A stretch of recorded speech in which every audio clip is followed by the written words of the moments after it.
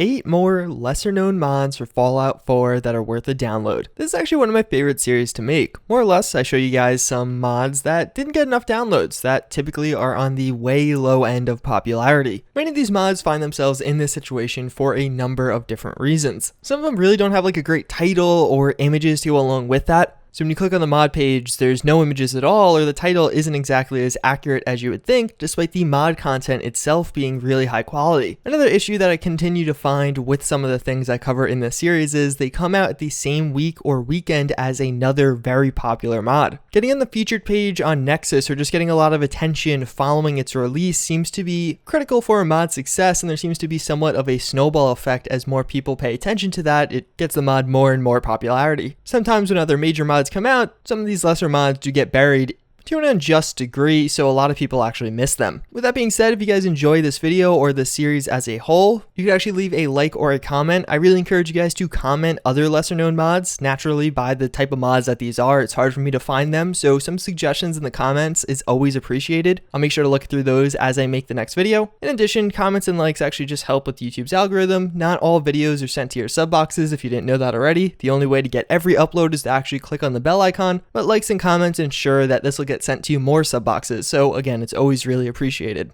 In addition, I recently released a new t-shirt. I've been talking about it a lot though, so I'll be brief. You can find a link at the top of the description if you're interested in checking that out. With all that, we'll just jump into the normal video.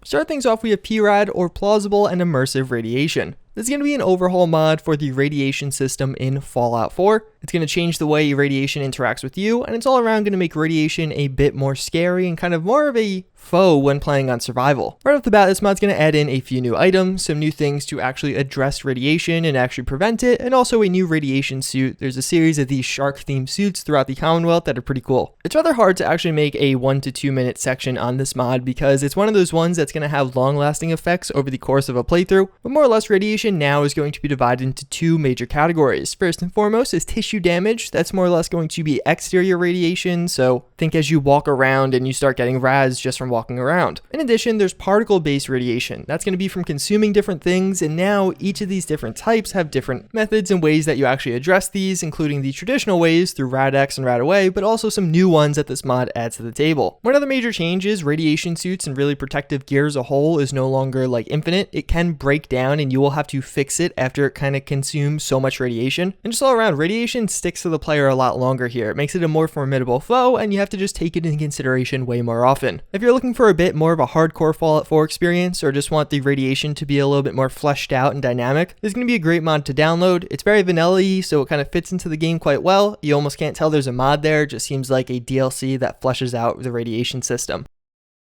So coming from a fairly complex one, we go to a super simple one. That's going to be worthwhile cap stashes. So now their stash is actually going to be some different variables, whether that be more caps, because that's what this mod is going to do largely, is actually just make it so there's about double as many caps in those stashes. But even beyond that, you may find cigarettes, different ammo types, and other valuable chems and things like that. Things that people in the wasteland would actually be hiding in those little devices. I'm quite a big fan of this mod. It's more of a quality of life mod than anything, but it really just doesn't have a ton of attention, and it makes finding those cap stashes just feel a lot more special. Alright, so I'm realizing this is probably another quality of life mod, but either way, Companion Whistle is going to make it so it adds a little consumable to your inventory, and when used, it's going to teleport the companion that you do have right next to you. So often in Fallout 4, it being an open world game and there being a ton of mods and new terrains you can explore, your companion will get stuck on something or trapped somewhere, and the AI in Fallout 4 isn't always the best. The Companion Whistle is your counter to that. Again, by just clicking a button, your companion will be instantly teleported right next to you. Whether you're about to enter combat or somebody jumps you and you need dog meat to kind of save you, or maybe you're over encumbered and you don't want your companion to slowly walk up to range so you can actually click on them. Either way, it's another one that's going to save you a lot of headaches and frustration, and it is pretty nicely implemented into the game. Power Armor Horde is a pretty cool mod. What this is going to do is make it so you can instantly teleport one of your power armor, and the frame included with it, to another little substation that you can set up. So more or less, you're going to place down this little power armor mat. You can place these at a bunch of different settlements wherever you want. Again, you're using it through settlement mode. And then from there, when you walk up to any power armor frame, you'll have the option to click on it and it send it to one of those mats that you previously placed down. This is another one that's super useful. If you ever had to transport power armor, whether it be you got a new settlement and kind of built it up, or even another really really common one is you download like a house mod or something like that. This is going to make it so much easier. You could just quickly teleport your power armor to their home location and not have to worry about fast traveling and the long load screens that Fallout 4, especially with mods, tends to have. Alright, so I didn't know this mod existed until just now, and oh my god, this is amazing. Lootable VaultTec Containers and wood crates is going to make it so those VaultTec containers you see all throughout the Commonwealth are now lootable like every other container. This is a great mod, and this is one that it should have been in the base game. Those look like something you could loot. I mean, if all the other containers are lootable, why aren't the VaultTec ones? And even if they're like locked, can't I lockpick it or something like that? It's a really simple mod, another one that's probably a quality life mod. I'm just throwing a bunch of those in this series for some reason. But it only has like 8,000 downloads, and I think this thing deserves like 800,000 downloads because of how intuitive and simple it is, but it's just, again, something that should have been in Fallout 4 to begin with.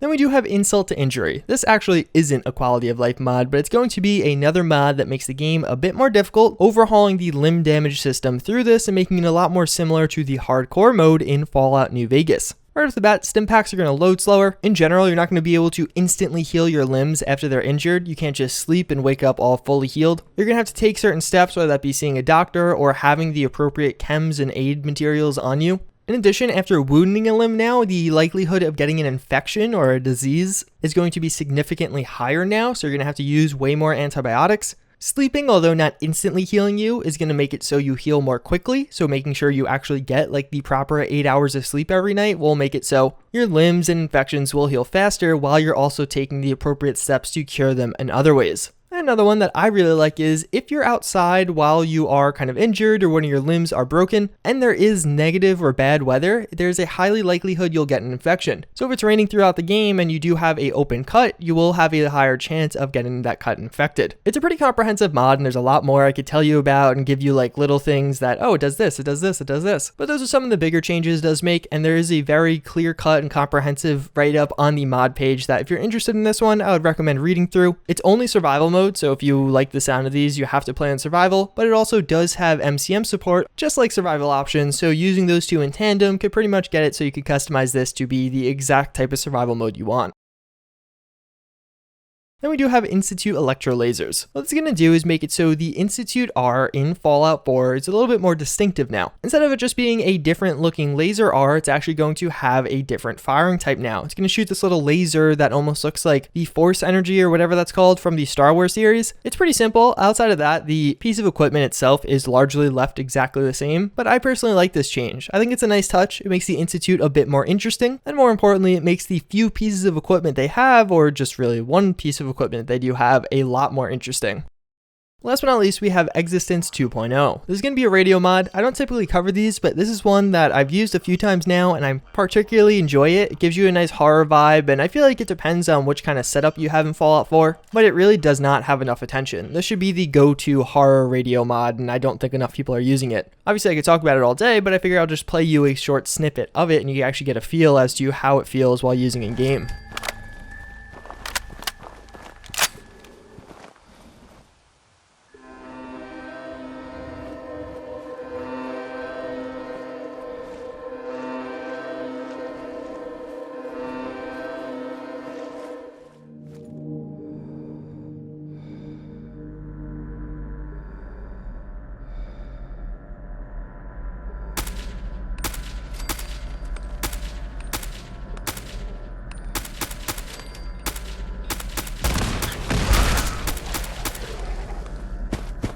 So that's pretty much going to wrap it up for this one. Again, if you guys enjoy this one, you can leave a like or a comment, preferably a comment recommending another lesser known mod that I could check out. If you want to see other iterations of this video, I will have on-screen links at the end, but before that, we do have our psych fun fact of the day. This one's super simple, but actually pretty cool. So anytime you access your long-term memory, and to be clear, long-term memory is not what you probably think. Long-term memory is anything older than like 60 seconds or a couple minutes. So something from 10 minutes ago is stored in your long-term memory. But anytime you try and think of something like that, that's particularly perplexing that you really have to think about it, you break eye contact and you actually move your eyes up and down. It's not entirely clear why you do this. I mean, there's some obvious inferences. Like, you don't want other percepts from the world actually interrupting you as you're kind of trying to remember and almost look through your memory. But it's pretty interesting because if you actually like do this as like a mini experiment and ask somebody, oh, hey, can you remember like what year I started high school? That's one that like, you know, but it'll take a few seconds. You have to like think about it. They will 99% of the time look straight up or straight down. It's really interesting. Go try it out, because why not? And yeah, that's pretty much going to wrap it up for this one. As always, again, I thank you guys for watching. I do hope you enjoyed, and I hope to see you all next time. Later.